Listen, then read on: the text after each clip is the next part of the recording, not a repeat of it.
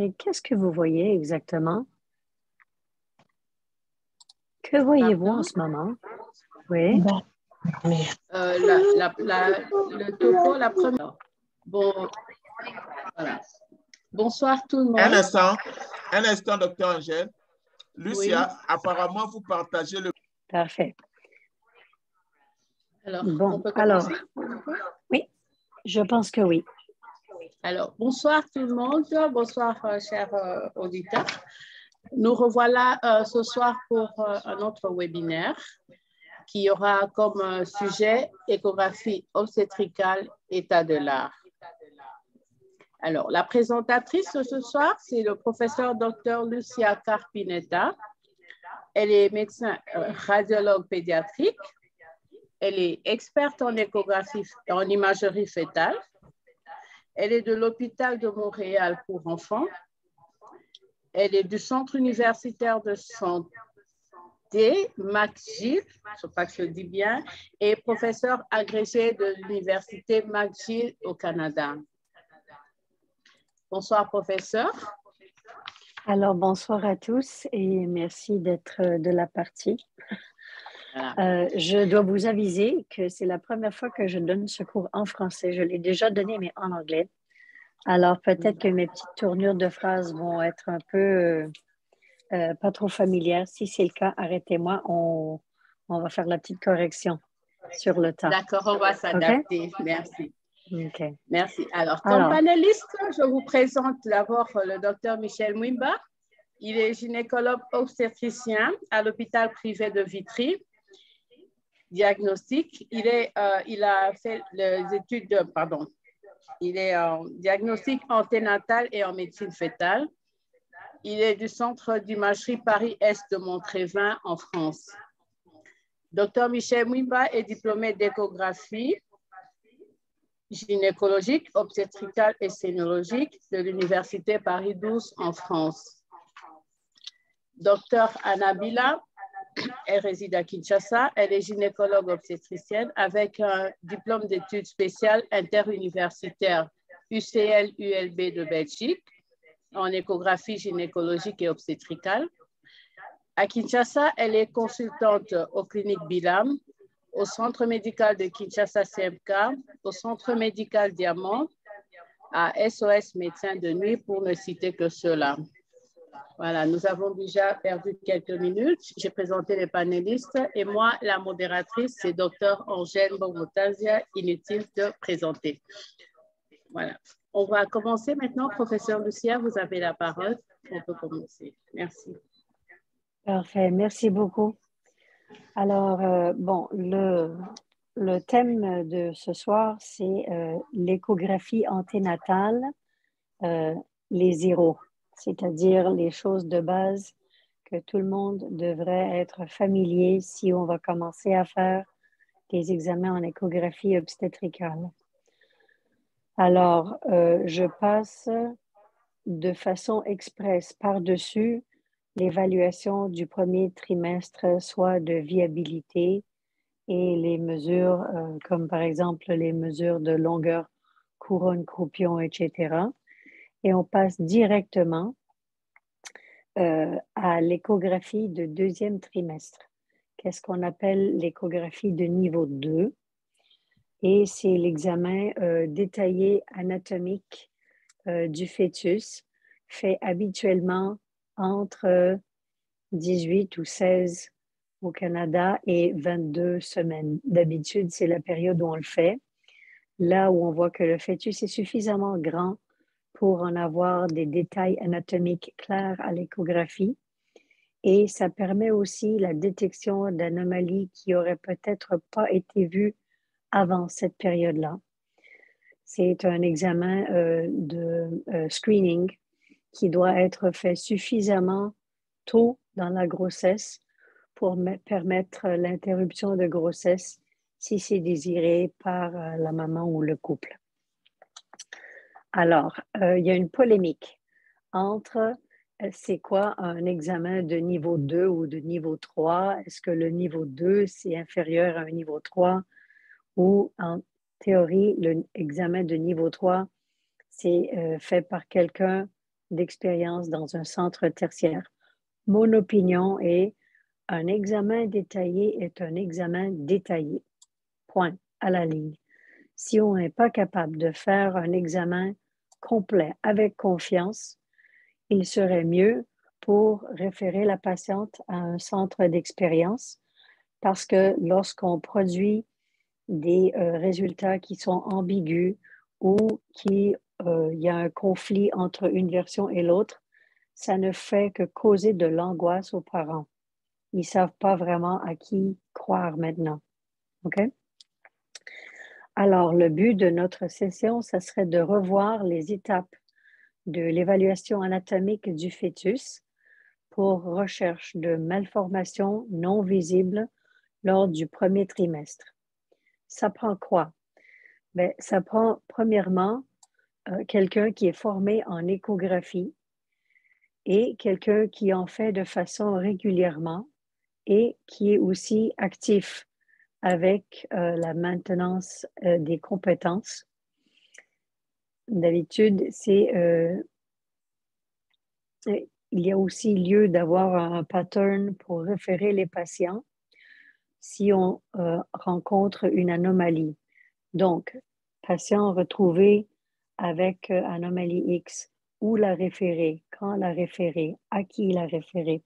Ça, il faudrait que ça soit établi parce que sinon, ça ne sert à pas grand-chose d'avoir des informations quand on ne sait pas quoi faire avec. OK? Et idéalement, il faudrait avoir un système d'assurance de la qualité de façon routinière avec des mécanismes de contrôle. Point de vue technique, parce que ça, tout ça, c'était point de vue médecin ou échographiste. Mais pour les techniques, ça prend un bon appareil capable de faire des images, j'appelle ça en grayscale, en temps réel. Ça prend des sondes abdominales entre 3 et 5 MHz de bonne qualité. Ça prend aussi la capacité de geler l'image lors de la prise d'image pour que ça ne vienne pas flou.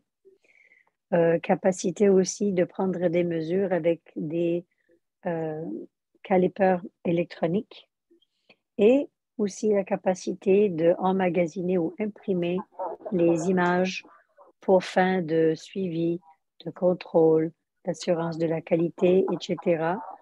Et ça aussi, ça veut dire aussi de la maintenance régulière sur les équipements pour être sûr que la qualité reste bonne en tout moment. OK. Alors, premièrement, au niveau de la tête, on a la voûte crânienne où on peut regarder pour savoir s'il y a des anomalies de grandeur.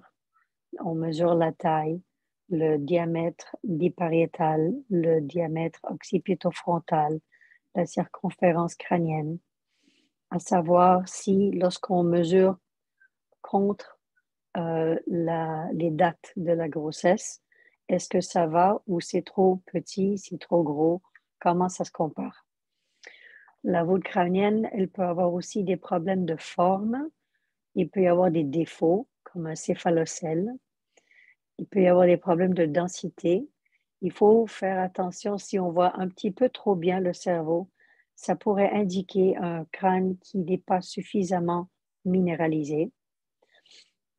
Il peut aussi y avoir des malformations au niveau des hémisphères cérébraux, au niveau des thalamies. Est-ce qu'on a une asymétrie visible ou est-ce qu'on a des calcifications focales, par exemple, qui pourraient indiquer une affection de type torche? Les images clés, ce serait une vue axiale comme représentée ici et de rechercher qu'il n'y a pas, par exemple, le signe du citron qu'on voit avec les anomalies de type Chiari. Et aussi, on voit bien les hémisphères. On est capable de prendre une bonne mesure du diamètre bipariétal. Et quand on fait ça, c'est de la surface supérieure ou antérieure à surface supérieure ou antérieure, ne pas inclure l'épaisseur du crâne des deux côtés. C'est de un côté ou même un côté, l'autre bord. Et la même chose ici. Et au niveau de la ligne médiane. OK? On regarde aussi les ventricules pour voir s'il y a une dilatation, pour voir s'il y a une asymétrie, pour voir si un ventricule est dilaté, est-ce qu'on a aussi le signe du choroïde suspendu. Lorsqu'un un diamètre de ventricule dépasse les 10 mm, on considère que c'est de la ventriculomégalie, légère entre 10 et 13 mm, modérée entre 14 et 17 mm et important ou sévère au-delà de 18 mm lorsque mesuré ici au niveau de l'atrium. On voit aussi les structures de la ligne médiane, y compris le septum pellucidum et aussi le cavum. Recherche aussi du corps calleux sur les images sagittales, évaluation du tronc cérébral, là encore sur tous les images en sagittal, et sur les images axiales, comme ici, le falx interhémisphérique. Voilà, je l'ai dit. Et sur ce point-ci, les images clés, ce seraient des images de la ligne médiane et les images des deux ventricules pour être capable de les comparer. On fait ça sur l'image où le falx cérébri forme une espèce de flèche avec le tronc. OK. Au niveau du cervelet, on doit vérifier pour une symétrie de forme et de taille. On doit vérifier que le vermis est présent et complet et de la bonne taille et qu'il n'est pas déplacé. Ça veut dire quoi? Ça veut dire qu'on devrait voir le vermis sur toutes les coupes de la fosse postérieure parce que sinon, ça pourrait indiquer un problème dans le spectre de les anomalies de Dundee-Walker. Il faudrait aussi vérifier que le vermis n'est pas déplacé en supérieur parce que ça aussi, ça pourrait aller avec les anomalies de spectrum de Dundee-Walker. Et aussi qu'il n'y a pas de, moi j'appelle ça un tirage vers le foramen magnum du vermis parce que ça pourrait indiquer la présence d'une malformation chiari. Il faut aussi inspecter les autres espaces LCR à l'extérieur du cerveau pour présence de kyste arachnoïdien ou de mégacisterna magna. Okay? Alors, première perle que je vais vous laisser, en évaluant, la fosse postérieure, le diamètre transverse du cervelet devrait correspondre à l'âge de la gestation, plus ou moins 1, et ce, entre les 14 et 26 semaines de grossesse.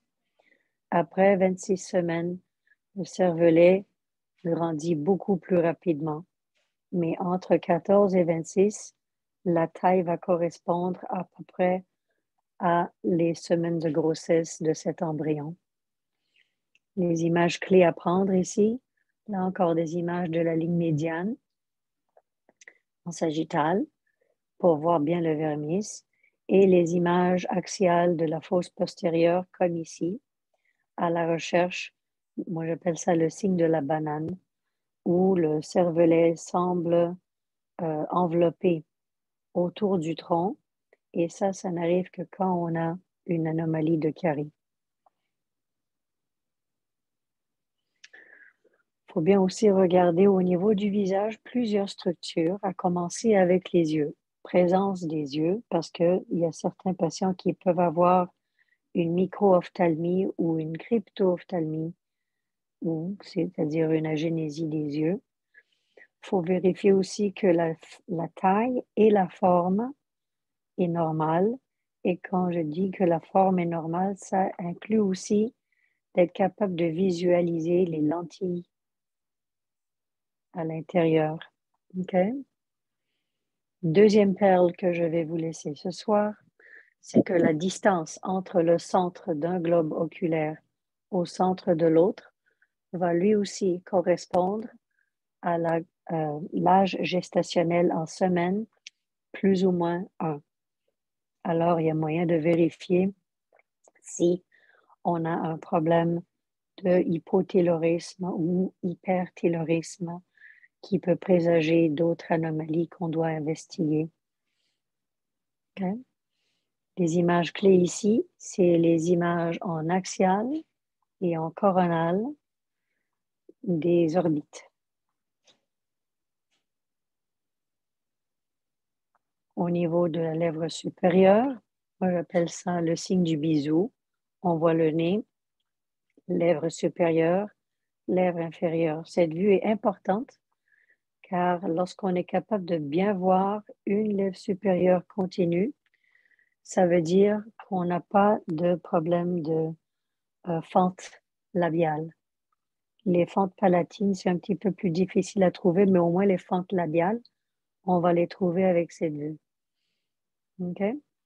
L'autre vue aussi, ça va être la vue du profil de face du fœtus représenté ici, où on devrait voir un profil normal. OK? Un petit peu plus zoom de la vue dont on parle, le nez, lèvre supérieure, lèvre inférieure, et bien rechercher présence de l'os nasal. Cette vue est importante parce que lorsque la mandibule est trop petite ou hypoplasique, comme dans un contexte de syndrome de Pierre-Robin, on va le voir tout de suite. Okay? Si vous trouvez un problème au niveau du visage, veuillez bien inspecter les oreilles, qu'il y en a des oreilles, qu'il n'y a pas d'atrésie de l'oreille externe, et aussi l'emplacement, que ce n'est pas trop bas. Pour l'os nasal, je vous rappelle que c'est un marqueur de la trisomie 21 ou le syndrome de Downs. Okay? Mais aussi, c'est un marqueur des formes de holoprosencéphalie. Alors, lorsque vous n'êtes pas capable de trouver le nez avec un os nasal, c'est déjà problématique.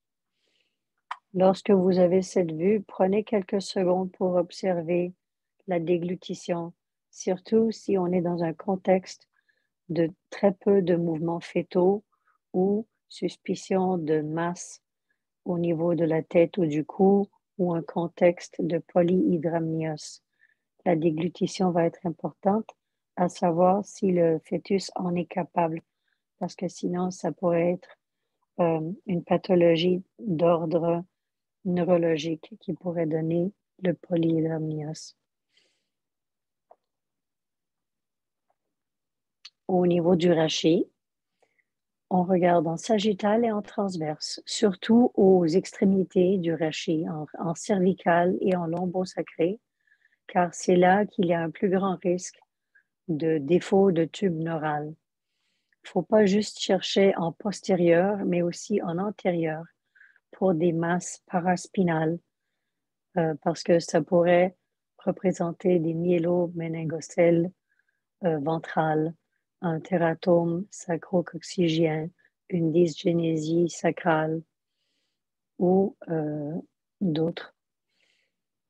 Alors, on recherche des anomalies de formation des dysgénésies, des anomalies de troncation, comme par exemple si le sacrum n'a pas 5 os ou s'il y a une scoliose associée. Si c'est le cas, il faut rechercher des fusions anormales sous forme de segmentation, malsegmentation au niveau du rachis ou des côtes qui peuvent être fusionnées. Les images clés, on les a ici. Les images sagittales, rachis supérieur et inférieur, et on veut voir une convergence des centres d'ossification en sacral. Et on veut voir aussi une symétrie des deux côtés, qu'il n'y a pas une scoliose sur des images coronales. Et si on soupçonne une anomalie de type côte fusionnée ou côte mal formée ou une scoliose, alors la vue coronale devient d'autant plus importante. Au niveau du thorax, il y a plusieurs choses qu'on essaie de regarder. La forme globale, elle devrait s'évaser légèrement en inférieur, se confondant avec l'abdomen, comme dans cette image ici. Sinon, si c'est plus en forme de cloche, alors il faudrait considérer une dysplasie des côtes ou si c'est vraiment très restreint, très rétréci, avec une forme plutôt cylindrique de la cage thoracique, alors on penserait plutôt à une dysplasie de côte raccourcie ou une dysplasie de type thanatophorique. Okay? Il faudrait aussi rechercher des fusions congénitales des côtes, des masses au niveau de la paroi de la cage thoracique. À l'intérieur du thorax, quel est le situs viscéral? Est-ce que l'apex du cœur pointe vers la gauche? Est-ce que l'orientation des vaisseaux est normale? Okay? L'apparence des poumons devrait aussi être inspectée. Ils devraient être homogènes et gris moyen, isoécogène au placenta. Okay? Alors, on ne devrait pas rencontrer de foyers hypoécogènes ou anécogènes comme des kystes ou des masses kystiques, ni des foyers hyperécogènes, parce que ça pourrait représenter des anomalies plutôt solides, de type malformation CEPAM ou des hernies diaphragmatiques, un neuroblastome qui est thoracique. Lorsqu'on rencontre des anomalies au niveau pulmonaire, c'est important de vérifier s'il y a des vaisseaux anormaux associés. Parce que dans le cas, par exemple, d'une séquestration, on trouvera des vaisseaux aberrants qui y arrivent et qui drainent la région en question. Aussi dans le thorax, rechercher s'il y a présence d'épanchement pleural, car ça pourrait être rencontré dans des cas de hydrops ou lorsque le retour veineux et il y a un impédiment. Okay? Il faudrait aussi voir si on est capable de distinguer, même si c'est très subtilement, la ligne diaphragmatique. Elle sera invisible dans les cas de hernie diaphragmatique. En principe, les deux hémidiaphragmes devraient être au même niveau. Alors, on recherche une symétrie de ce point-là.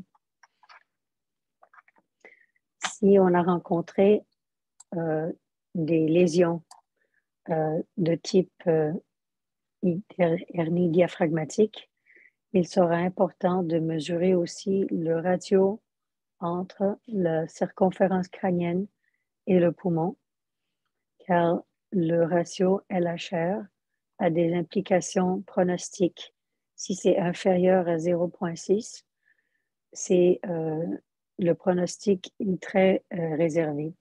Tandis que s'il dépasse 1,4, il y a des bonnes chances de survie. Et entre les deux, c'est considéré indéterminé.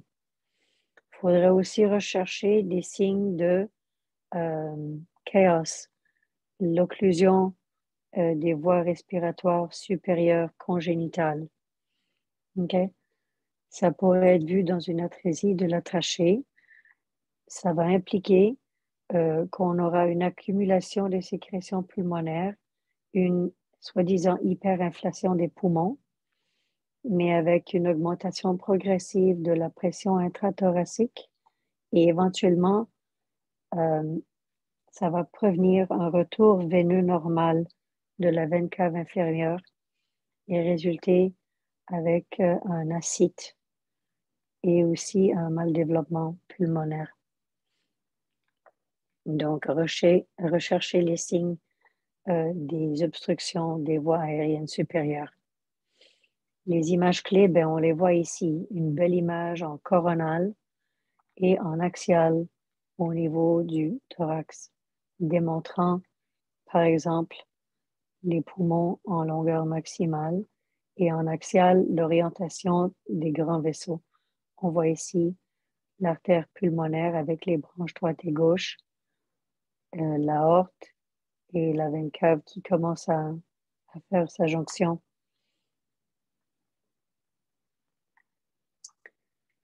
Au niveau cardiaque, ceci est strictement une évaluation de base.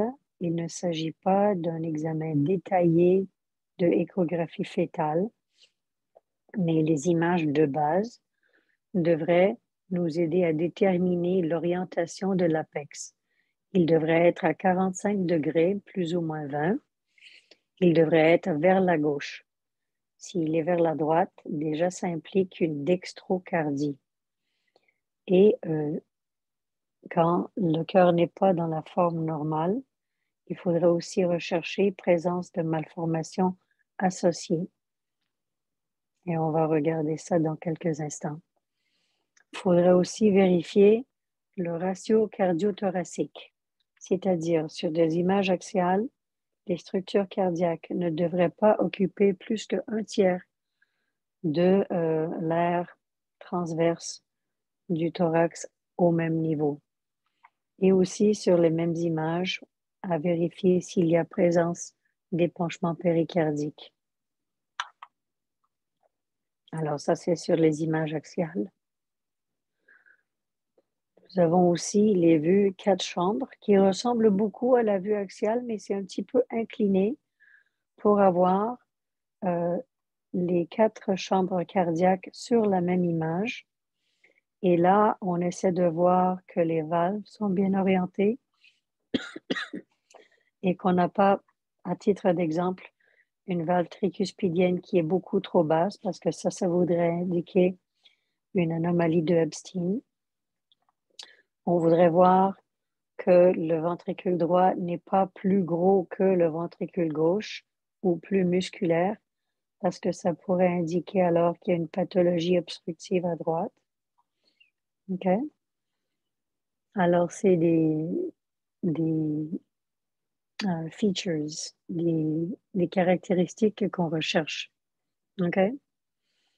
C'est normal de voir un foramen ovale dans la vie fœtale, mais est-ce qu'il y a d'autres communications anormales de type CIV qui sont présentes? Est-ce qu'il y a une anomalie de retour veineux systémique ou pulmonaire? Aussi au niveau des ventricules, il faudrait s'assurer si on trouve que le ventricule droit, par exemple, est trop musculaire à comparer avec le gauche. Il faudrait peut-être penser à rechercher une obstruction au niveau de la voie de sortie du ventricule droit. Donc, les images clés ici, on la voit. OK. Les voies de sortie et les grands vaisseaux. Lorsqu'on les image, la vue clé ici, moi j'appelle ça la vue de bonhomme de neige, mais là je me rends compte que vous n'avez probablement pas de neige. Alors je vais vous donner une alternative, la vue de la fourmi, avec une partie au fond, une partie au centre et une partie qui représente la tête. Alors, comme ça. OK? Et l'orientation ici est très importante parce qu'en temps normal, qu'est-ce qu'on voit? C'est l'artère pulmonaire, l'aorte et la veine cave supérieure. Lorsqu'on réussit à avoir cette image dans cette orientation, ça exclut les malformations de type tétralogie et de type ventricule droit à double sortie. Et aussi les transpositions ou les anomalies de tronc artériel. Si on retrouve quelque chose d'anormal, ce serait important de prendre les images avec Doppler afin de vérifier qu'il n'y a pas de flot anormal, type un jet inattendu, où il ne devrait pas y en avoir. Au niveau des grands vaisseaux du médiastin, On recherche pour l'aorte de quel côté est la crosse aortique. Y a-t-il des vaisseaux aberrants? Pour l'aorte et l'artère pulmonaire, est-ce que le calibre est homogène et diminue de façon très progressive et graduelle? Ou est-ce qu'il y a un rétrécissement visible qui pourrait indiquer une coarctation ou une hypoplasie de l'artère ou même une atrésie? Si on constate de ces anomalies, il y aurait lieu de référer le patient pour une échographie fétale cardiaque par quelqu'un de plus expert pour en être sûr. OK? Alors, les vues clés. La première, moi j'appelle ça la vue en bonbon, le candy cane, mais on pourrait aussi considérer la vue de la canne. OK? Alors, on a l'aorte ascendante, la crosse, l'aorte descendante et l'aorte abdominale. Tout sur la même image. C'est important d'avoir cette vue en sagittale et, si possible, aussi en coronale. OK? Ça prendra aussi des vues en coronale et en axiale pour la crosse aortique, à savoir quel côté elle est. Et s'il y a des segments de rétrécis ou qui sont difficiles à suivre, des images avec Doppler qui pourraient nous montrer où est un vaisseau de faible calibre, mais qui réussit quand même à faire passer du flot artériel. Alors, on a ici une vue en bonhomme de neige ou en fourmi pour les sorties des ventricules. OK? Alors, le droit, le gauche et la veine cave supérieure. OK? Il faut se rappeler de vérifier l'orientation dans l'axe axial et oblique et de vérifier avec le Doppler s'il y a des communications anormales de type ductus arteriosus qui sont persistants. Okay? Pour l'artère pulmonaire, il faut vérifier que l'embranchement est normal devant la trachée et devant l'œsophage et non derrière la trachée, parce que ça pourrait indiquer la présence, je n'ai pas le terme, je m'excuse, pulmonary sling, une implantation anormale, un début anormal de l'artère pulmonaire gauche qui devra être corrigé à la naissance, parce que sinon, ça risque de causer des problèmes de perfusion de poumon gauche. Et aussi pour voir s'il y a des anomalies associées des veines supérieures ou inférieures. À titre d'exemple, est-ce qu'il y a une veine cave supérieure ou y en a-t-il une deuxième du côté gauche? Et si oui, cette deuxième, où est-ce qu'elle s'implante? Parce que ça pourrait être une anomalie de retour veineux supracardiaque ou cardiaque, tout dépendamment. Okay? Au niveau de l'abdomen, oh, je m'excuse, je pense que j'ai manqué. Non, voilà. Au niveau de l'abdomen et du bassin, la première chose à vérifier, c'est de déterminer le situs des organes. Et c'est important parce que si on arrive à trouver une anomalie de situs, est-ce que c'est de type polysplénique ou asplénique? Le type asplénique a des implications de morbidité et mortalité accrue à cause que le manque de rate les prédispose à des infections bactériennes et aussi opportunistes. Et c'est aussi associé avec une plus haute fréquence de cardiopathie congénitale complexe ou de type cyanotique, cyanosé. Alors, c'est important de vérifier le situs. Alors, pour trouver ça, on doit vérifier que le foie est présent, qu'il est à la droite et non s'étendant jusqu'à le cadran supérieur gauche, parce que ça pourrait être un midline liver, un foie qui traverse la ligne médiane. On ne devrait pas non plus le rencontrer dans le thorax, parce que sinon, ça implique présence d'une hernie diaphragmatique congénitale, et le fait de trouver du tissu hépatique dans le thorax implique un pronostic de survie beaucoup diminué et une plus grande chance de nécessiter des mesures extrêmes de type ECMO afin de tenter de sauver l'enfant. Okay? Semblablement, on ne devrait pas le retrouver à l'extérieur de l'abdomen parce que sinon, ça veut dire qu'on a affaire avec une anomalie de la paroi abdominale. On va y revenir. Il faut aussi retrouver la vésicule biliaire, petite, en forme de poire, normalement au cadran supérieur droit ou au maximum à l'épigastre. On ne devrait pas le retrouver ailleurs parce que ça voudrait dire ou une anomalie de situs ou que le foie s'est déplacé lui aussi, comme on vient de discuter précédemment. L'estomac devrait être facile à trouver, d'une bonne taille, au niveau du cadran supérieur gauche. Okay? Si on ne le voit pas ou on le voit mais il est tout petit, il faut penser à atrésie ésophagienne. La rate pourrait être elle aussi difficile à voir. Normalement, elle va être postérieure et latérale à l'estomac et isoécogène à comparer avec le foie.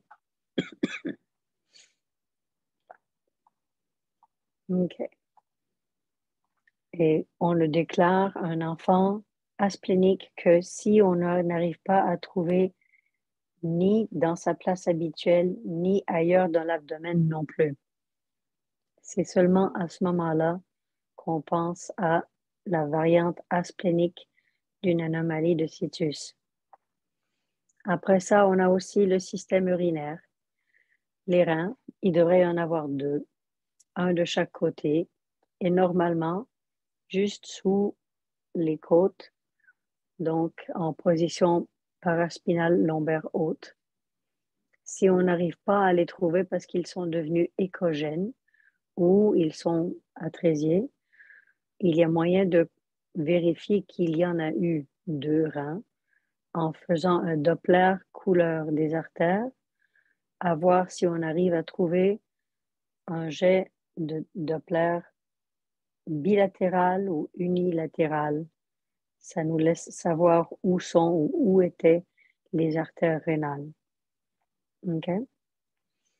Lorsque les reins sont devenus écogènes, c'est quelque chose qui peut aider à savoir si les reins sont là mais écogènes ou s'ils sont absents.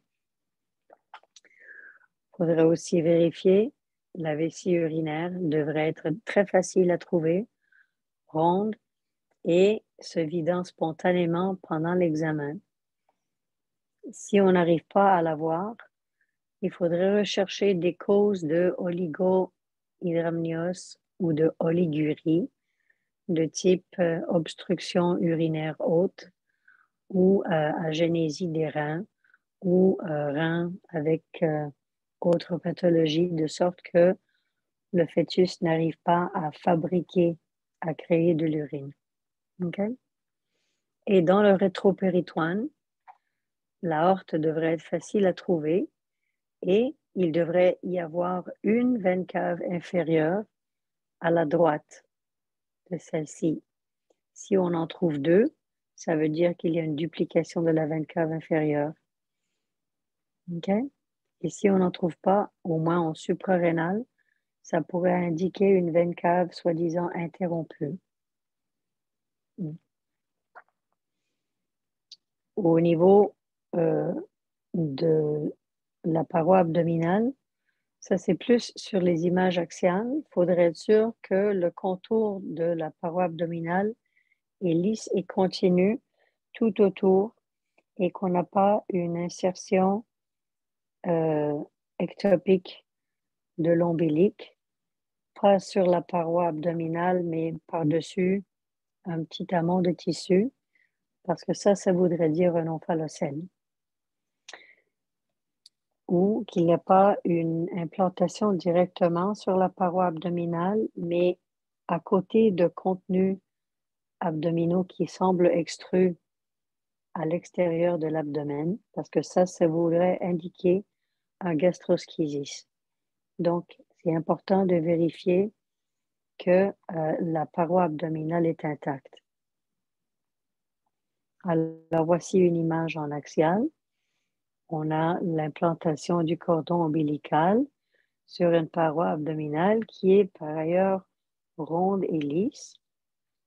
Il n'y a pas de tissu à côté et cette implantation n'est pas surélevée.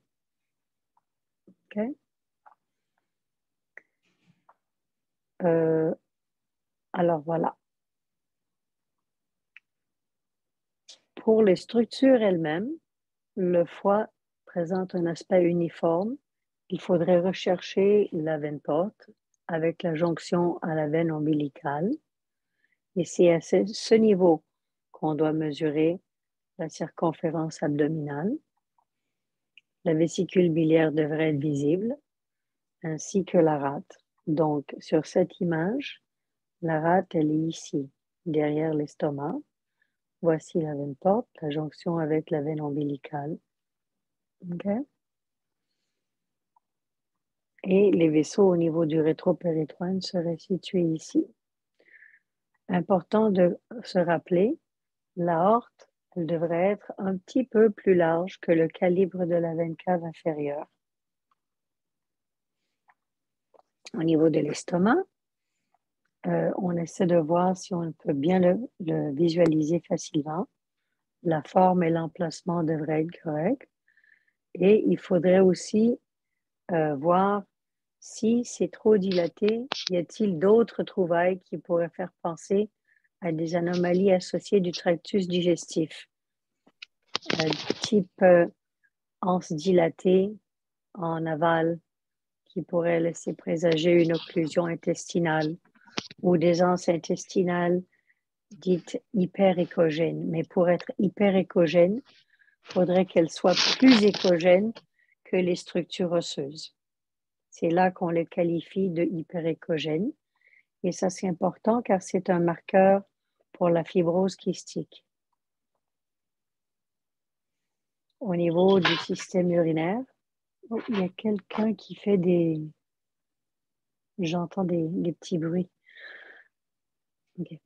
Au niveau du système urinaire, on évalue bien le parenchyme rénal pour absence de masse ou de kyste focal. Il faudrait vérifier le système collecteur, à voir qu'il n'y a pas de dilatation anormale de type hydronéphrose et de vérifier si en cas de kyste, surtout s'ils sont plusieurs kystes, est-ce que c'est vraiment des kystes?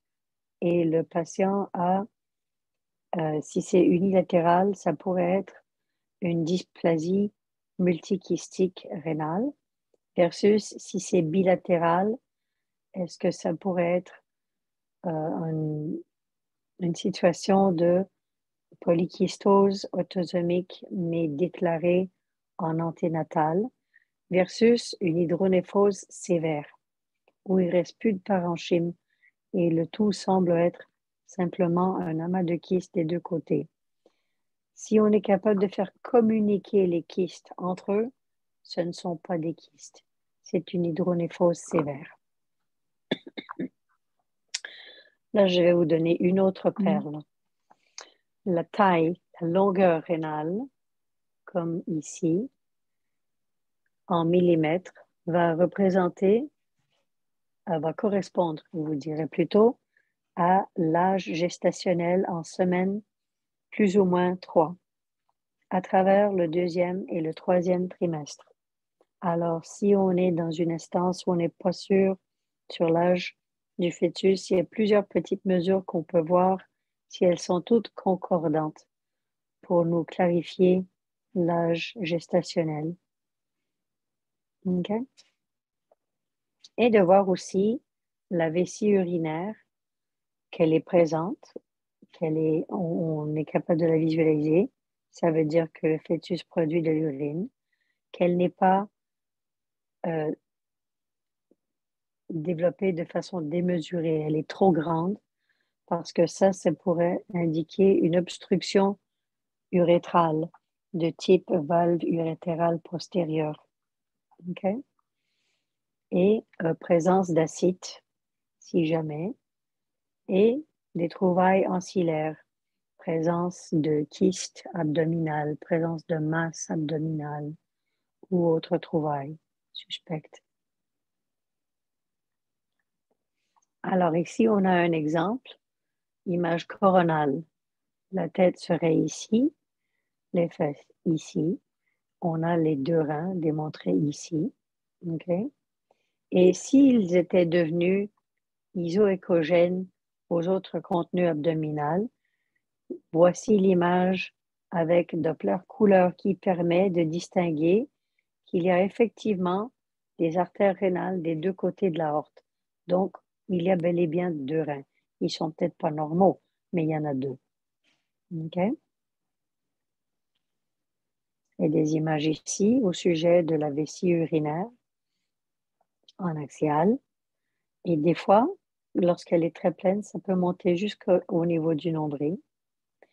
Et cette vue-là, c'est important d'essayer de la voir parce que lorsqu'on met le Doppler couleur, on devrait voir deux artères rénales, excusez-moi, deux artères ombilicales. OK? Si on en trouve juste une, déjà, ça aussi, ça a des implications de type malformation urinaire et aussi de aneuploïdie. Alors, c'est un marqueur qu'on recherche. Alors, on veut voir deux artères ombilicales de part et d'autre de la vessie urinaire. OK?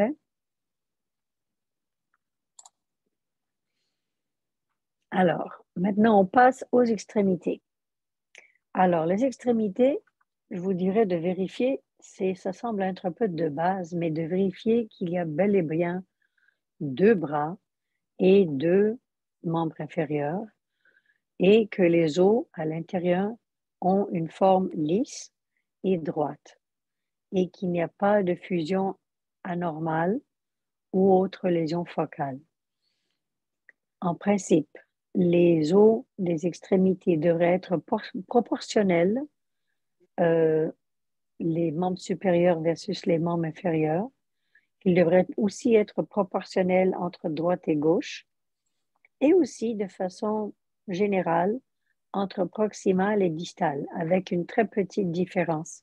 Si on voit que, par exemple, un numérus est vraiment très, très court à comparer avec les avant-bras, on a affaire avec une dysplasie de type rhizomélique. Alors, il devrait avoir une proportion. Okay? Un problème unilatéral pourrait être dû à une masse ou une troncation due à des bandes amniotiques ou, dans le cas des membres inférieurs, peut-être à une déficience focale proximale du fémur. Okay. Lorsqu'on trouve une anomalie bilatérale, ça fait penser plus à un syndrome. Lorsqu'on trouve une anomalie qui est diffuse, proximale et distale, plusieurs membres impliqués, bilatérales, ça laisse plutôt présager une dysplasie squelettique. Aussi, la mesure des os longs. Il y a des données normatives. Je vous encourage à vous procurer un texte avec ces mesures parce que les mesures des os longs devraient concorder avec les dates fournies pour l'âge de la grossesse et aussi avec la biométrie du crâne. Parce que sinon, on aura probablement affaire à une IUGR, une restriction de croissance, un retard de croissance intra-utérin, qui lui pourra être symétrique ou asymétrique. Asymétrique si la tête est beaucoup plus grande que le reste du corps. Okay? Et symétrique si le tout concorde globalement, mais ne va pas avec l'âge prévu pour cette grossesse. OK.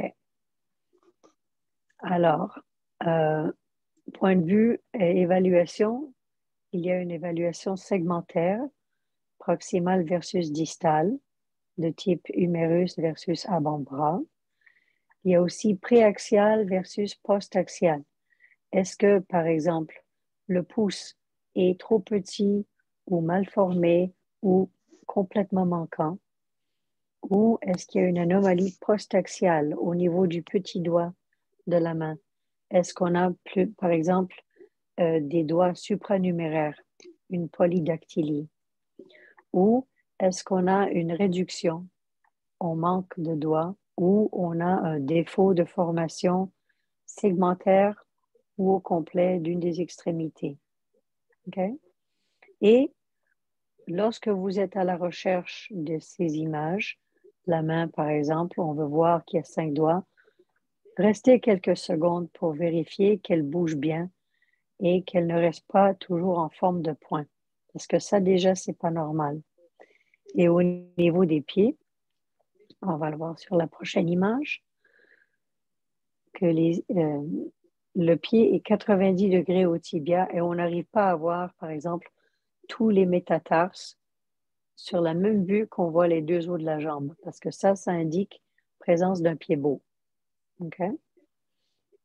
Et là aussi, pour voir le mouvement des extrémités, à savoir s'il est vigoureux, normal, ou s'il est réduit. OK?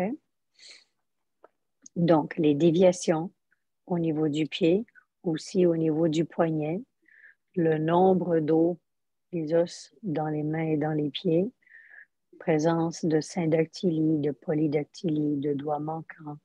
OK? Et si vous pensez chanceux que vous avez réussi à avoir vraiment des très, très belles images de ce fœtus, il faut prendre ça avec un petit grain de sel parce que ça pourrait être dû au fait que le bébé n'a pas suffisamment bougé. Il y a possiblement quelque chose de tableau neurologique dans le fond qui a fait en sorte que le bébé n'a pas vraiment bougé. Quelqu'un qui a essayé de faire des images en échographie obstétricale vous dira que les bébés ont tendance à être très, très actifs et difficiles à imager correctement.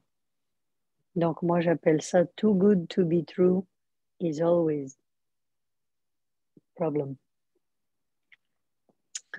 Bon, alors, on regarde la forme, on regarde aussi la densité des os, à savoir s'il y a suffisamment de minéral et est-ce que c'est devenu suffisamment écogène. Parce que si ça a l'air presque transparent, ça pourrait être un problème de minéralisation insuffisante. On a déjà discuté qu'on recherche la proportionnalité et on recherche présence d'anomalies de doigts supranuméraires ou un doigt manquant. Okay? Alors ça, c'est des vues de pied. Avec une vue comme ça, vous êtes garanti que le patient n'a pas de pied beau. Et voici les vues en axial démontrant qu'il y a effectivement 5 rayons au niveau de chaque pied. Alors, au niveau du cordon ombilical, on devrait voir une structure vasculaire un peu plus large qui représente la veine ombilicale et deux un petit peu plus petites et symétriques représentant les artères ombilicales. On a parlé tout à l'heure de l'implication d'un cordon à 2 vaisseaux. Ça veut dire qu'on a juste une veine ombilicale et une artère ombilicale. C'est associé à des risques de malformation génito-urinaire, rénale, mais aussi cardiaque et des anomalies chromosomiques dont la plus connue est la trisomie 21 ou le syndrome de Downs. Au niveau de l'insertion sur le placenta, l'implantation devrait être vérifiée, centrale ou près du centre. Sinon, on considère que c'est une implantation marginale. Et aussi, elle devrait s'implanter directement sur le placenta. Si on voit un embranchement avant l'implantation sur le placenta, on considère que c'est une insertion vélamenteuse, ce qui augmente le risque de rupture ou d'hémorragie au moment de la naissance, de l'accouchement. Okay? Au pôle fœtal, le cordon ombilical devrait s'insérer directement en plein milieu d'une paroi abdominale lisse et intacte. Et comme on a déjà mentionné un petit peu auparavant, si on constate des contenus abdominaux extrus ou externalisés, la relation entre l'implantation de l'ombilic et ces contenus externalisés va nous guider à savoir si on a affaire à un gastroschisis versus à un omphalocèle, qui lui risque d'avoir d'autres malformations associées. Okay?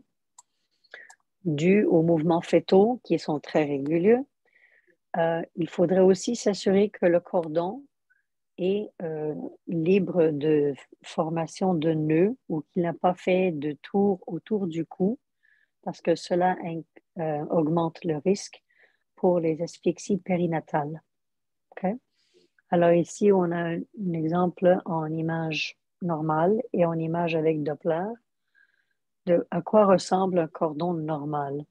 On voit une veine et deux artères et une implantation normale, pôle fœtal et pôle placentaire. C'est important aussi de vérifier le sexe de l'enfant. C'est pas juste pour gâcher la surprise aux parents. C'est parce que dans n'importe quelle région fœtale, surtout en intra-abdominal, on n'est pas obligé de divulguer aux parents s'ils veulent garder une surprise pour le moment de l'accouchement, mais pour les médecins qui aident ou qui doivent poser un diagnostic, ça pourrait être important parce qu'il y a certains désordres qui sont plus spécifiques à un sexe ou l'autre.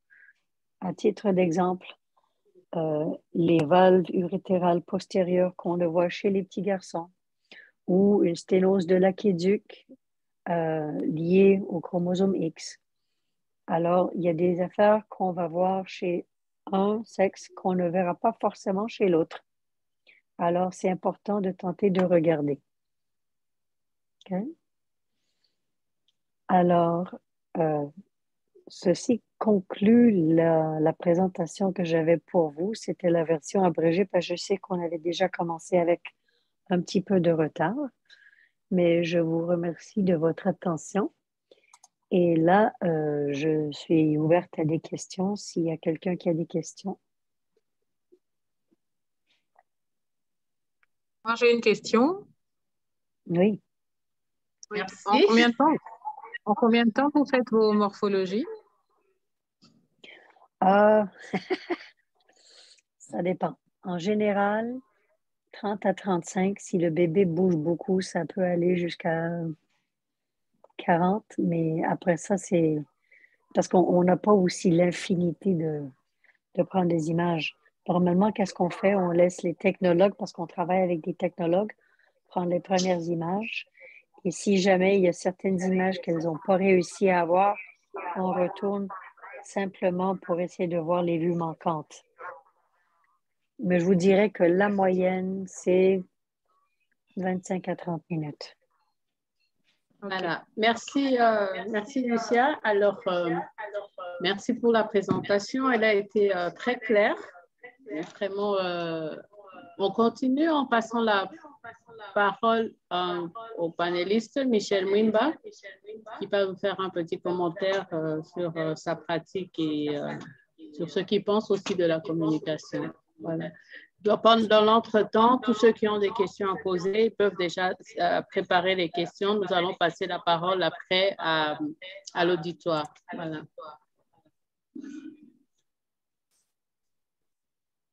Michel, tu peux ouvrir ton micro et nous dire quelque chose?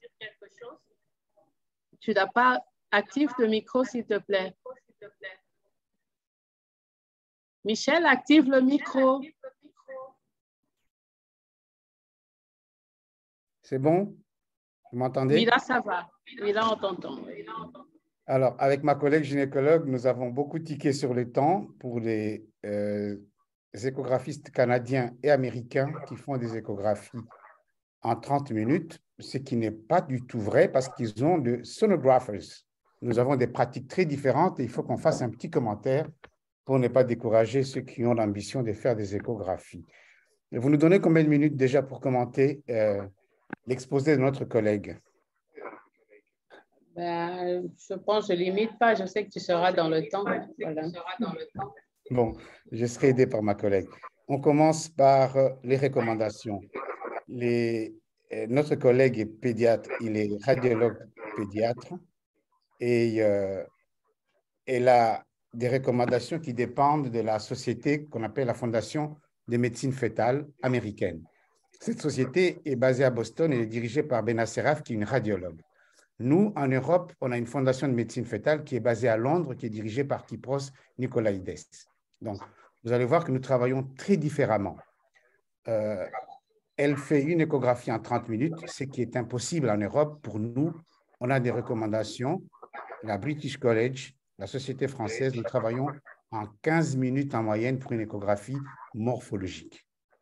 Les Canadiens et les Américains, ils font une première échographie et une deuxième à 18-20 semaines, comme elle a dit, et ils n'ont pas l'obligation de faire la troisième échographie. Donc, petit commentaire. Dans les recommandations européennes, nous avons des clichés obligatoires. Vous avez vu le nombre de clichés que notre collègue de McGill a donné. On ne travaille pas de la même manière. Nous, au sein de la Royal College à Londres, au sein de la Société française des gynécos, nous avons 7 ou 8 clichés obligatoires pour les échographies morphologiques. En dehors des clichés biométriques, BIP, périmètre crânien, circonférence abdominale et fémur, on n'est pas obligé de faire les cervellés, ni les corps calleux, on les fait parce qu'il faut le faire, mais il y a des clichés obligatoires. En dehors de ces clichés des biométries, nous avons des clichés obligatoires. C'est au niveau de la tête, on ne fait aucun cliché du cerveau. Quand on fait un BIP, sur les BIP, vous voyez bien les thalamies, vous voyez les ventricules latéraux. Vous pouvez faire les clichés du cervelet, mais vous n'êtes pas obligé. Et quand vous descendez sur le thorax et l'abdomen, vous avez les clichés du diaphragme qui vous permet de voir automatiquement le poumon, les 2 poumons et le cœur, qui vous permet de voir l'estomac derrière. Et en faisant les clichés de la circonférence abdominale, là, vous verrez la vésicule biliaire, le foie et l'estomac. Elle a mis 4 ou 5 clichés qui font perdre, je ne dis pas qu'ils font perdre du temps, mais on voit vraiment que c'est une radiologue, c'est un pédiatre, elle a le souci de la perfection, mais nous, en 15 minutes, on ne peut pas faire tous ces clichés. Sur la circonférence abdominale, on a l'estomac, on a le foie, on a la vésicule biliaire et on passe. Et en même temps, on regarde s'il y a une suspicion d'omphalocèle ou de laparosclérosis. Donc, sur un seul cliché, on a 4 ou 5 problèmes qu'on a éliminés. Sur les clichés du cœur, on a l'obligation de 3 clichés. Les clichés de 4 cavités, 2 ventricules, 2 oreillettes, les clichés du départ du cœur gauche, ventricule gauche, aorte, les clichés du départ du cœur droit, ventricule droit, bifurcation de l'artère pulmonaire, avec l'aorte et la veine cave. Donc, avec ces 3 clichés, vous éliminez 70 à 80% des malformations cardiaques. Vous n'éliminez pas l'interruption de l'arche aortique, vous n'éliminez pas les retours veineux pulmonaires anormaux. On n'a pas l'obligation de le faire. Et on descend plus bas, on a les clichés de 2 reins, on ne mesure pas les reins, on met les 2 clichés, rein gauche, rein droit, et sur la vessie, vous mettez un Doppler pour voir si vous avez les 2 artères ombilicales. Elle a fait 3 ou 4 clichés pour montrer si vous avez un rein ou pas, si vous avez une artère ombilicale ou pas, alors qu'en mettant juste les clichés de la vessie, vous avez les départs de 2 vaisseaux ombilicaux. Et puis en bas, vous avez les clichés biométriques du fémur. Donc, vous avez 7 clichés obligatoires, plus les clichés biométriques, c'est l'échographie du 2e trimestre. Si on le fait, c'est parce qu'on fait une dernière échographie au 3e trimestre que les Américains et les Canadiens ne font pas, pour de simples obligations, pécuniaire, parce que la sécurité sociale américaine ne veut pas payer 3 échographies. Nous, en Europe, on n'a pas le moyen. On a l'obligation sur des pressions qu'on doit obligatoirement faire une échographie à 12 semaines, une échographie à 22 semaines et une échographie à 32 semaines. Voilà un peu la différence des clichés. Quand on voit les images qui sont données, ça dit, eh bien, dis donc, il faut faire en 35 minutes une échographie morphologique parce que les Canadiens et les Américains font 12 semaines et 18 semaines. Je vous remercie.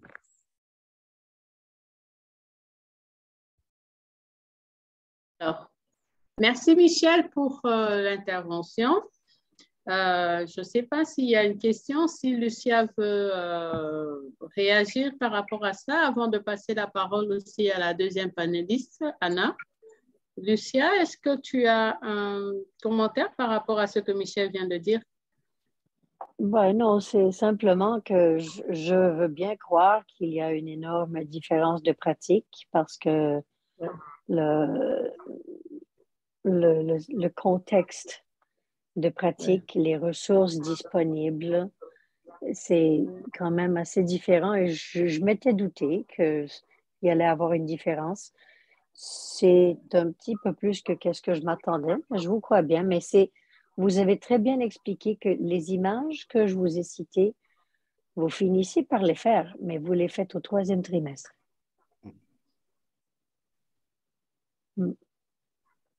Alors, c'est comme si on essayait de faire une pierre deux coups, possiblement.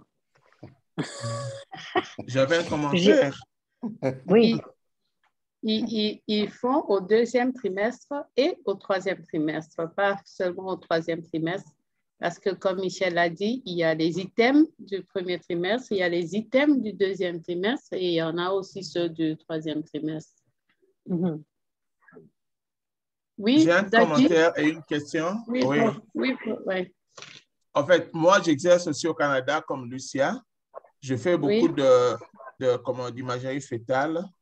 Et je pense que même Lucia a diminué un peu le timing parce que chez nous, je pense que la moyenne, c'est 45 minutes. Et ça amène une autre problématique, oui. Parce que nous avons 10 salles d'écho environ et chaque technicien a jusqu'à 45 minutes pour finir un examen d'échographie obstétricale de morphologie. Et c'est très important. Je pense que les implications par rapport au timing sont au niveau médico-légal. Je ne sais pas, en termes de poursuites médico-légales, il y a moins de cas en Europe qu'en Occident. Et les gynécologues obstétriciens sont parmi les gens qui sont les plus poursuivis en termes d'horaire médical. Donc, on essaie un peu de scruter le plus profondément possible. Et si l'enfant, par exemple, si on doit faire la colonne et que l'enfant et la colonne est en bas, par exemple, qu'on voudrait que ça soit en haut, on rappelle la patiente 2 semaines après pour examiner. Si, par exemple, on trouve que le body mass index, l'index de masse corporelle est très élevé, l'imagerie du cœur, par exemple, on n'a pas une belle vue, déjà, nous, on ne fait pas seulement des clichés, on fait beaucoup de signets aussi. Parce qu'on scanne moins pour rentabiliser le plus. Donc, ce sont plus les technologues ou les techniciens qui font ces examens. Et quand je fais un examen d'obstétrique normal, je peux avoir jusqu'à 10 signets.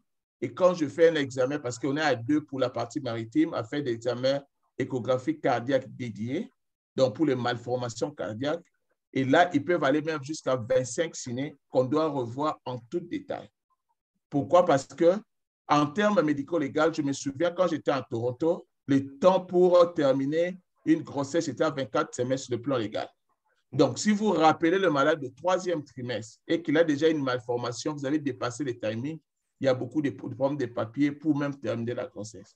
Je pense qu'en termes de timing, il y a le problème culturel, il y a qui le fait. Est-ce que ce sont des gynécologues ou bien ce sont des radiologues? Bien. Je pense qu'à ce niveau-là, ça crée aussi la différence. Parce que chez nous, nous avons 2 types d'examens. Il y a le radiologue qui font les conventionnels et il y a la médecine materno-fétale qui font des cas compliqués. C'est-à-dire que le primipare, plus de 35 ans, les patients qui ont déjà des malformations, tout ça, et ils font leurs échographies à part. Et nous faisons les autres, c'est-à-dire l'échographie de manière générale. Et si nous trouvons des malformations, par exemple le cardiaque, on réfère à la fois et à la pédiatrie et au cardiologue pédiatrique et à la médecine materno-fétale. Je ne sais pas en Europe comment on a différencié ça de la gynéco-obstétrique classique. Donc, je pense qu'il y a plus de problèmes d'école, il y a plus de problèmes de ressources. Donc, c'est à ce niveau-là qu'il y a des différences. Mais je pense que toutes les écoles sont valides parce que ça produit des résultats. C'est à chaque pays par rapport aux politiques de leurs moyens de les ajuster. Merci. Est-ce que, Dadi, il y a une question philosophique en rapport à ce qu'on appelle l'iconolatrie. Ce mot a été inventé par Denis Kerleux, qui est professeur à McGill University, avec vous. Et ce monsieur a posé une très belle question philosophique en améliorant la qualité des images, en améliorant notre façon de faire globale, aussi bien en échographie des préventions qu'en échographie diagnostique. Nous arrivons depuis une dizaine d'années qu'à diagnostiquer 60 à 70% des malformations, quelles que soient les stratégies. Je ne sais pas si vous réalisez d'où je vais venir. Donc, entre ceux qui pensent faire mieux et ceux qui font les minimums, sur les 4 grandes sociétés des gynéco-obstétriques, la Royal College, l'American College, la Société canadienne et la Société française des gynécos, nous sommes tous les 4 entre 60 et 70% des malformations détectées, quelle que soit la stratégie adoptée. Donc, la multiplication de la qualité des images, la multiplication de la qualité des appareils ne nous a pas avancé depuis une bonne dizaine d'années en matière de réduction de la morbimortalité materno-fétale. Je pense que c'est ça la grande conclusion qu'on doit retenir. Oui, il y a aussi une autre question, c'est par rapport au centre. Nous sommes le centre tertiaire. Par exemple, en Atlantique, Lucie, elle est à Montréal. Nous avons 4 provinces et tous les cas compliqués des 4 provinces viennent dans notre hôpital. Et avant d'aller à cet hôpital, j'étais à Sick Kids Toronto et j'ai fait une rotation à, comment s'appelle l'hôpital encore? À Mont Sinai.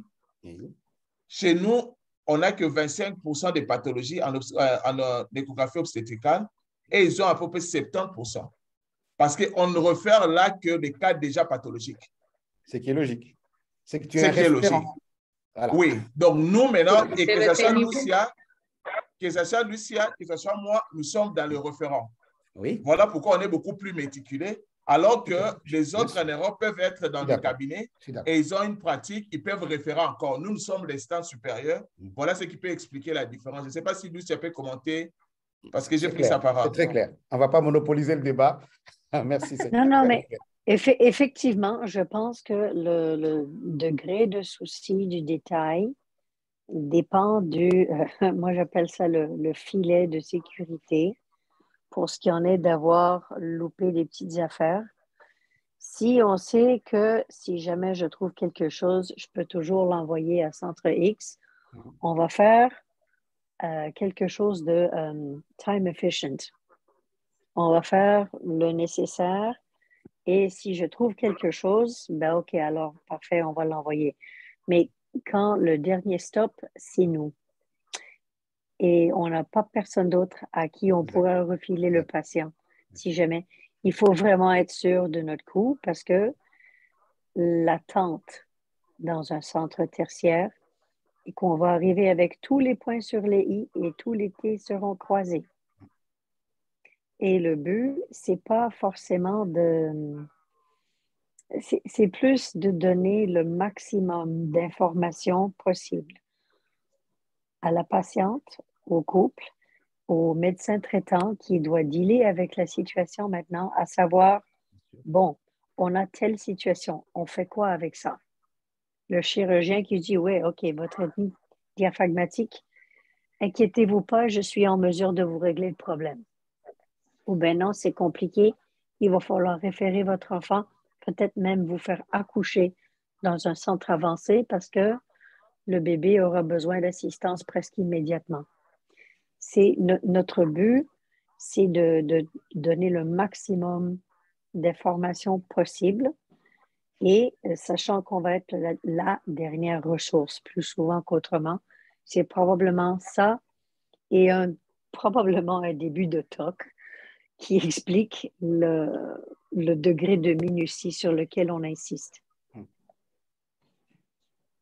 Je ne sais pas si ça répond à votre question. C'est très clair. C'est très clair. Merci beaucoup, Luciane. Anna, est-ce que tu peux nous dire quelque chose par rapport à la présentation, Anna? Oui, bonsoir tout le monde. C'était une très, très belle présentation. Pour entrer directement dans le débat, je vais peut-être parler de la pratique ici au Congo, en RDC. Idéalement, pour moi, en parlant de timing, moi, j'ai appris à faire les échos morphologiques donc en Belgique pendant ma formation.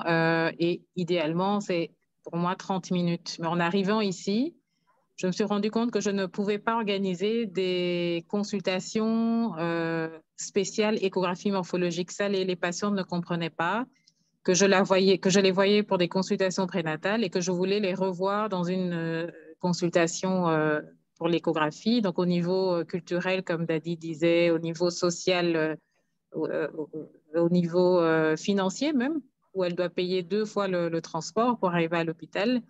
Ce n'était pas possible. Et donc, finalement, je me retrouve à faire les consultations avec des échographies morphologiques en même temps pour celles qui sont au nombre de semaines requis en 15 minutes.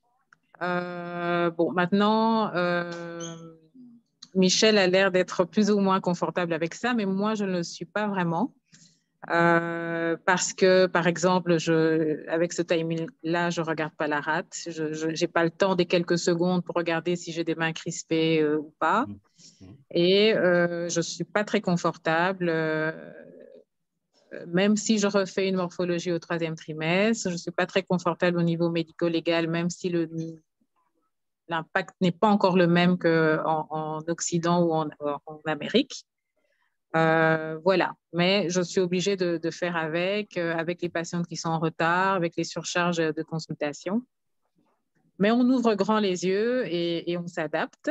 Je vais passer sur un autre débat, un autre problème, une autre problématique ici, c'est que quand j'ai une malformation, j'ai besoin d'aller plus loin, d'aller en génétique, en laboratoire de génétique, ce que je ne peux pas pour l'instant après 13 ans de pratique ici à Kinshasa, parce qu'on n'a pas de laboratoire de génétique encore complet, on va dire, ou fonctionnel en tout cas. Et donc, je suis un peu perdue quand j'ai fait mes diagnostics, avec parfois des demandes d'interruption médicale de grossesse sans avoir été jusqu'au bout, en tout cas au niveau génétique, chromosomique. Voilà, donc il y a toute cette problématique ici à Kinshasa. Merci. Wow. Ça met les choses en perspective. Oui. C'est dur. Et voilà. Merci beaucoup, Anna. Et on va passer la parole alors à l'auditoire. S'il y a des questions à poser. Voilà, est-ce qu'il y a des questions à poser? Je vois il y a Dr Chibouis qui pose. Voilà, Dr Jean-Jacques Akonde qui pose la question de savoir s'il est possible de diagnostiquer la malrotation intestinale à l'échographie fœtale. Si oui, comment le faire? Oh boy. Les malrotations intestinales sont déjà un challenge diagnostique en postnatal. Et là, ça serait vraiment à savoir si on réussit à visualiser la relation entre l'artère mésentérique et la veine mésentérique supérieure, si la relation est normale ou si elle est anormale ou elle est en train de danser sur elle-même. Mais à savoir si on est capable de faire ça dans un fœtus, je ne crois pas que c'est possible, surtout si on doit faire ça de façon rapide. La résolution spatiale n'y est pas.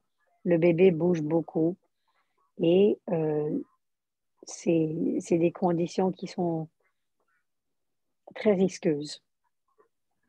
Alors, je ne me prêterai pas à faire un diagnostic de malrotation, à moins qu'on voit des signes indirects d'occlusion intestinale de type anse fermée. Alors, J'avais un docteur commentaire Sprocher, aussi. oui, oui, Oui, je Dati. voulais compléter Lucia, dans ce qu'elle a Oui. dit. En fait, dans le diagnostic de malrotation, il y a deux choses, comme il a dit, par rapport à la relation entre SMA et SMV, donc l'artère mésentérique supérieure, la veine mésentérique supérieure. Mais le fait que ça ne soit pas en bonne relation, ça peut être une malrotation ou bien une non-rotation. Et généralement, si on le fait à postnatal, tu dois soit faire le small bowel follow-through, c'est-à-dire Oui, le que le repas transit barité. complet, oui, pour voir la position comment dire, sécom et de l'appendix. Si ça reste à droite, alors que la relation entre l'artère mésentérique supérieure et la veine mésentérique supérieure est anormale, c'est ça la malrotation. Mais si par contre, en plus de cette relation anormale, vous avez le côlon et l'appendix qui sont à gauche, ça c'est le non-touching lesion, c'est une variante de la normale. C'est une non-rotation et généralement, ils ne font pas comment on appelle ça, le volvulus. Et chez le fœtus, ça va être très difficile d'abord pour voir la relation normale entre les SMA et les SMV, la première difficulté. La deuxième difficulté, il faut aller maintenant suivre de quel côté il y a des sécoms, tout ça. C'est une mission impossible. Aussi, en termes d'imagerie, ce qui est important, quand on n'est pas sûr de donner la réponse définitive par la modalité qu'on utilise, on ne doit pas dire quelque chose. Sinon, c'est misleading. Vous désorientez les cliniciens. C'est-à-dire, par exemple, pour la tête, on vient un enfant qui a été abattu, on veut faire l'échographie, sachant qu'on peut rater les petits hématomes suduraux qui peuvent pousser vers un certain nombre d'un enfant secoué. Il ne faut pas le faire. Sinon, vous allez dire que c'est un examen normal, alors que la modalité que vous avez utilisée est sous-optimale pour vous montrer les lésions. Donc ça, c'est très médico-légal. Il faut utiliser la modalité de choix. Pour me résumer, en prénatal, on ne cherche pas généralement les diagnostics de malrotation.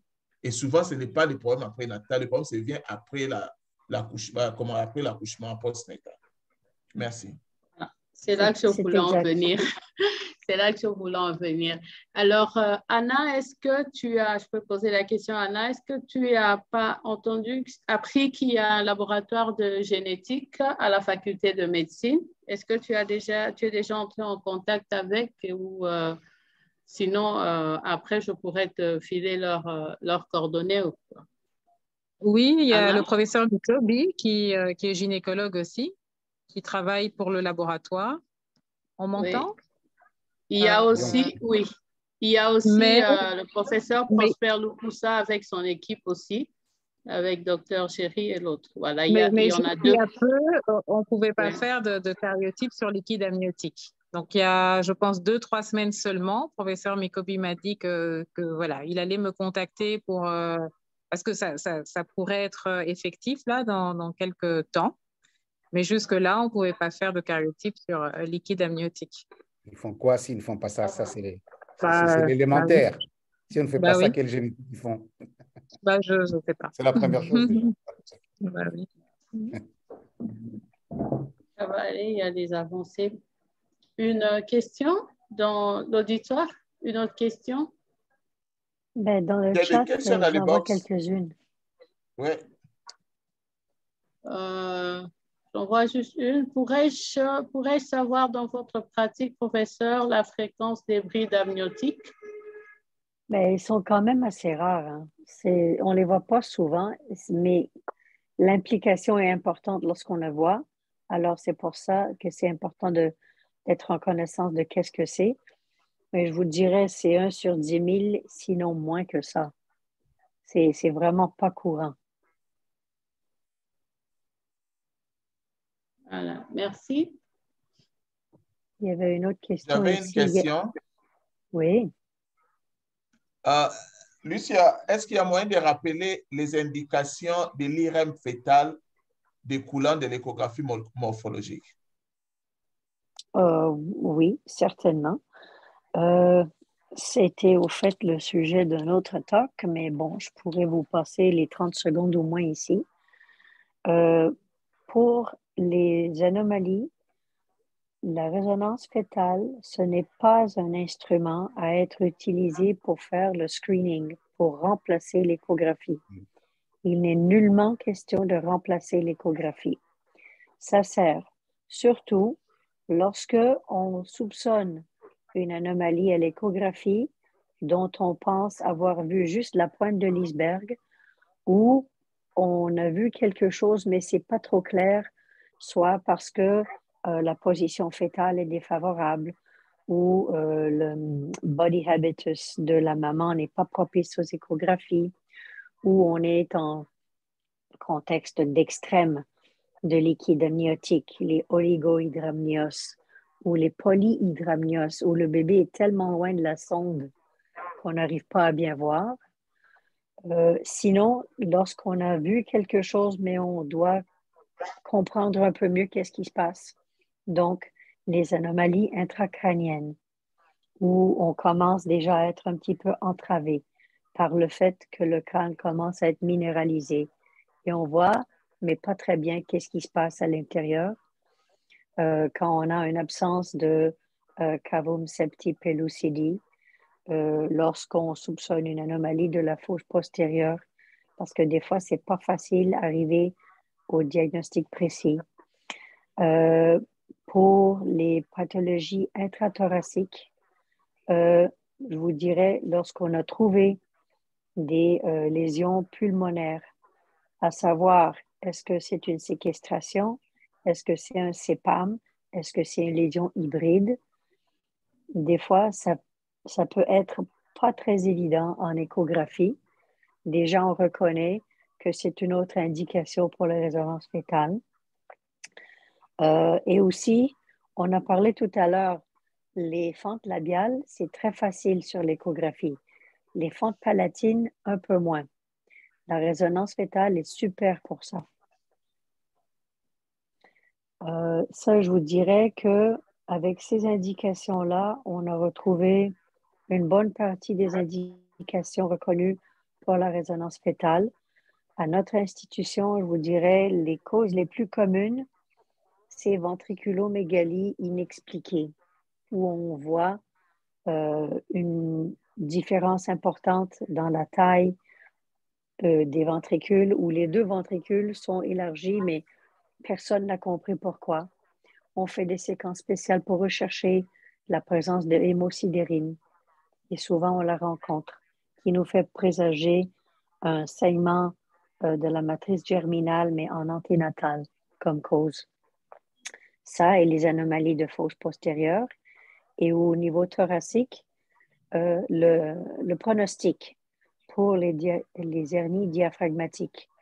On recherche la position exacte du foie, si c'est dans le thorax ou non, et on essaie de faire des mesures pulmonaires et on les réconcilie contre des données normatives, à savoir c'est quoi le risque d'avoir recours à des mesures plus intenses pour sauver l'enfant de type ECMO, ou même quand même l'ECMO sera probablement pas capable de régler la situation parce que l'anomalie est trop sévère. Ce sont les indications principales.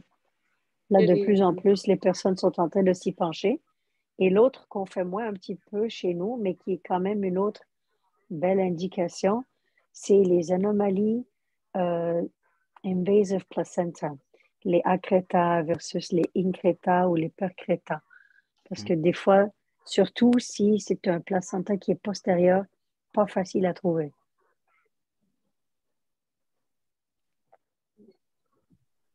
Il y a une indication médico-légale qu'il faut soutenir. Je ne sais pas si Dadi. Oui, Michel.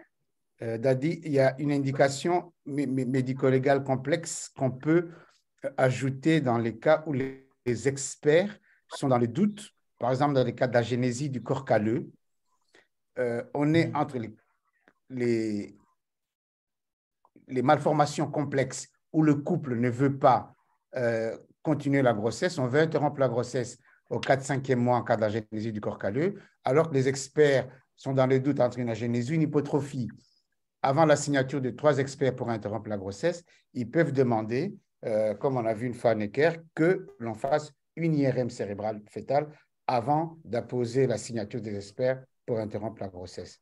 C'est parfois très complexe, mais je pense qu'on les fait plus pour les indications cérébrales que les autres, du moins en France. Que les autres, Ouais. tout à fait. Ouais, Ce qui est je aussi serais d'accord avec ça. Oui. Alors, Lucia, il y a une autre question qui t'est posée. On a parlé de la des écomorphos, et il y a quelqu'un qui pose la question sur les annexes et il veut avoir votre avis en cas d'oligoamnios sévère chez un fœtus au 3e trimestre entre 28 et 32 semaines. Comment manager, comment prendre en charge? Qu'est-ce que vous en dites? OK. Alors, dans notre centre, qu'est-ce qui arrive avec ça? C'est si on n'arrive pas à trouver c'est quoi la source. Pourquoi? C'est le premier ordre à être établi. Des fois, souvent, on ferait une IRM fœtale à savoir est-ce que les reins sont corrects ou ils ne sont même pas là, ou ils sont présents mais très anormaux, et on a la raison pourquoi on a l'oligohydramnios. Deuxième chose, si c'est chronique, c'est très possible qu'on ait affaire aussi avec une hypoplasie pulmonaire secondaire, la séquence de POTS, qui est de mauvais augure dans le sens que ça va être beaucoup plus difficile à gérer point de vue respiratoire à la naissance. La ventilation de l'enfant, ce ne sera pas facile. Pour ces 2 indications-là, une résonance serait probablement faite, à savoir l'état des reins et aussi en quel état sont les poumons affectés ou non. Parce que si c'est chronique, le risque, c'est que oui. Point de vue gestion, si c'est sévère et qu'on n'est pas prêt à avoir un accouchement de maman, j'ai vu faire des amnio-infusions pour tenter de rétablir un petit peu, pour donner la chance aux poumons surtout de se développer un petit peu plus. Les membres aussi, mais l'inquiétude principale, je vous dirais, c'est les poumons qui ne sont pas développés du tout, parce que c'est ça qui risque d'achever le bébé. J'avais une question. Et Michel, Dadi, attends. Et Michel, comment tu manages ça, la prise en charge de cette patiente, de cette gestante avec un fœtus en oligoamnios? Ça dépend du terme de la grossesse. Déjà, les pronostics il a dit entre 28 et 32 semaines. L'oligomnios, quand il est sévère, entre 28 et 32 semaines, c'est qu'il y a une cause sous-jacente. Ce n'est jamais par hasard. Alors que si vous êtes à 36-37 semaines, vous savez que vous allez déclencher la dame. Là, je parle du côté obstétrique. Quand j'ai un oligomnios sévère sur une grossesse qui n'est pas à terme, j'ai mes 2 spécialistes en médecine fœtale chez qui j'envoie, qui excluent une malformation. Et dans ce cas-là, comme dit le professeur, soit on fait une infusion, soit on surveille. Mais ce qui est vrai, c'est quand vous avez un oligomnios sévère sur des grossesses jeunes entre 28 et 32 semaines, c'est qu'il y a toujours une malformation sous-jacente, il y a une cause qu'il faut traiter. Anna, un commentaire dessus par rapport à ta pratique ici? Un challenge? Active le micro, s'il te plaît. Voilà. Je disais que j'étais d'accord avec Michel, sauf que moi, je suis limitée, hein, comme je disais ici. Oui, effectivement, il faut rechercher à ce terme-là une malformation. Je ne fais pas d'amnio-infusion. Les IRM, ça dépend aussi de ce que la patiente peut se permettre, hein, au niveau financier. Donc, j'ai toutes ces limitations-là et je suis obligée de surveiller. Comme dit Michel, je surveille. Et on voit comment ça évolue. Okay. Professeur Dadi? J'avais une question à Lucia, aux deux panélistes. Une femme qui vient avec l'histoire de la première grossesse, tétralogie de Fallot ou bien hypoplasie du cœur gauche. Pour le deuxième fœtus, vous attendez le 20e semaine pour faire la morphologie ou bien vous le faites beaucoup plus tôt, 14, 15 semaines, dans vos institutions. Merci. Je vous dirais que la pratique ici à Montréal, ce serait surtout de faire un dépistage pour des anomalies chromosomiques prédisposantes, triple screen en début de grossesse. Ça comprendrait aussi une évaluation à 14 semaines, mais surtout s'il y a des raisons pour soupçonner quelque chose de familial, antécédent familial de problème ou consanguinité, absolument, l'examen de entre 16 et 20 semaines serait fait, absolument. Voire même référer, ici, c'est la cardiologie pédiatrique qui fait les échographies cardiaques pour les fœtus, juste pour être sûr à 100% qu'on n'a rien loupé et qu'il n'y a pas une petite récidive.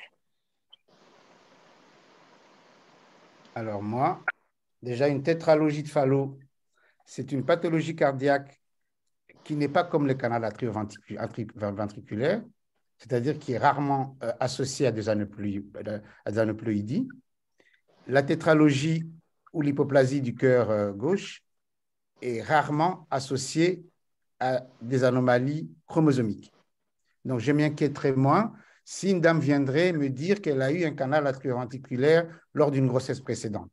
Ça, c'est une première chose. La deuxième chose, nous avons des référents dans la région parisienne qui font des échographies cardiaques précoces à 14 semaines. Nous avons Boana Necker, où il y a 2 hôpitaux qui font ça à Paris, et on leur envoie systématiquement toutes les femmes qui ont une malformation. Alors, je l'ai fait déjà dès 14 semaines. Je ne le ferai pas parce que moi, j'ai fait l'échographie de dépistage. Je l'enverrai chez un référent. Auquel cas, j'envoie chez Necker ou là où elle fait son DU. Angèle, c'est où ton hôpital? Il y a 2 hôpitaux qui font ça dès le premier trimestre. Donc, ça ne m'inquiète pas. Par contre, je serais moins inquiet pour une tétralogie que pour un canal atrioventriculaire. Voilà. En fait, la question, je voulais dire canal atrioventriculaire. Parce que je sais que c'est lié beaucoup plus à la trisomie 21. Okay. Oui, si c'est canal atrioventriculaire, oui, j'ai peur. Tétralogie, non. Je m'inquiéterais moins. Moi, je suis d'accord avec Michel aussi.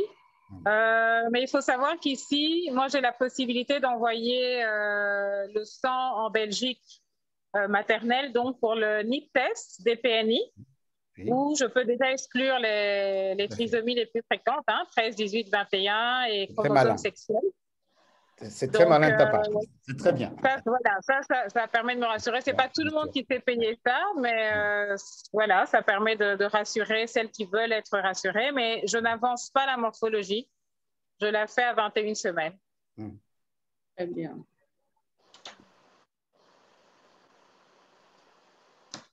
Voilà, à chacun son métier. Je vois une autre question. Il y a une question qui est posée à Lucia par rapport à l'examen des poumons. Vous avez dit qu'on compare l'échogénicité des poumons à celle du placenta. Comment je m'y prends si je suis en face d'un placenta de grade avancé, donc un placenta calcifié? Oui, qu'est-ce que je vous avais fourni? C'était surtout rule of thumb. Oui.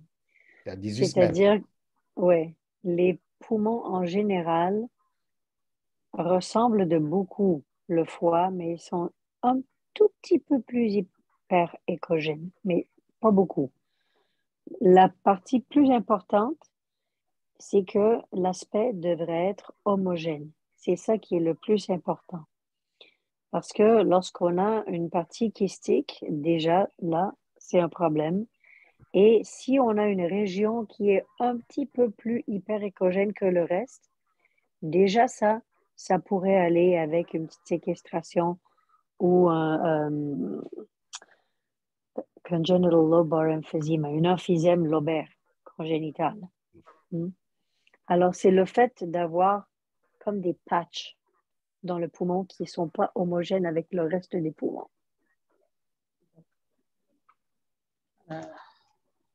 Merci.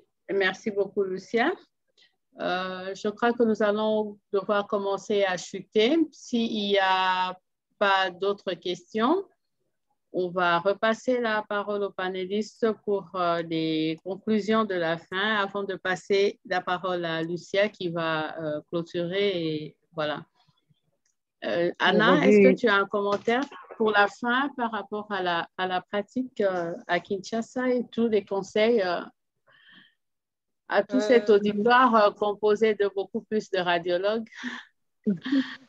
Voilà. Je pense qu'il doit y avoir un peu plus d'interaction entre nous ici à Kinshasa. Je pense que voilà, il y a certains d'entre nous comme Angèle, Dr Mbongo Bahati, avec qui on travaille, hein, à qui on demande des avis. Je pense qu'il y a beaucoup à faire aussi en termes d'appareils ici, en termes de résolution des appareils, entre autres raisons pour lesquelles je n'avance pas mes morphologies, hein, parce que je n'ai pas toujours le bon appareillage partout, dans tous les hôpitaux. Donc, faire les morphologies à 14 semaines dans certains hôpitaux, ce n'est pas possible. Voilà. Bon, mais on avance, hein, on avance et je pense que ça va aller de mieux en mieux ici dans notre pratique. Je suis très contente d'avoir participé. C'est la première fois hein, à cette réunion Zoom. Merci pour l'invitation.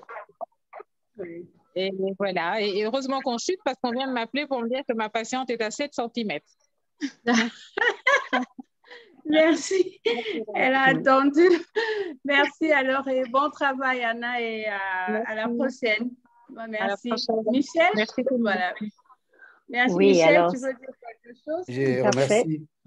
Je remercie ma collègue à Kinshasa qui travaille dans des conditions qui lui demandent souvent de jongler entre la réalité et les pragmatismes scientifiques.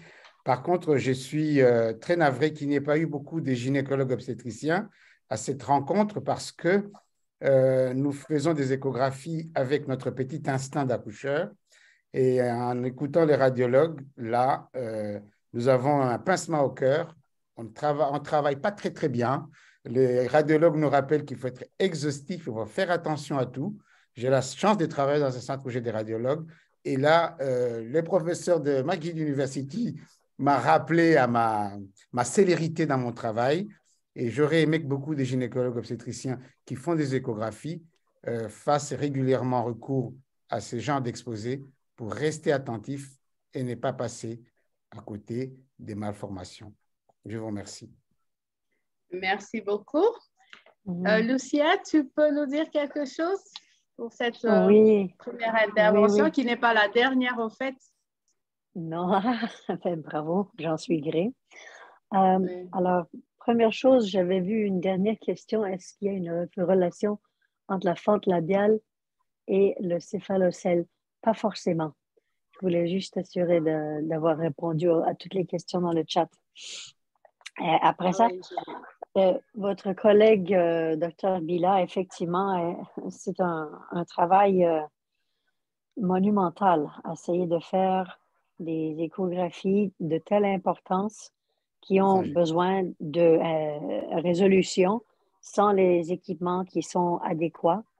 Alors, un appareil d'échographie en bonnes conditions qui vous donne des images satisfaisantes, selon moi, c'est un sine qua non, hein, parce que sinon, on risque de louper des affaires qui sont grosses comme mon nez, puis on ne va simplement pas les voir.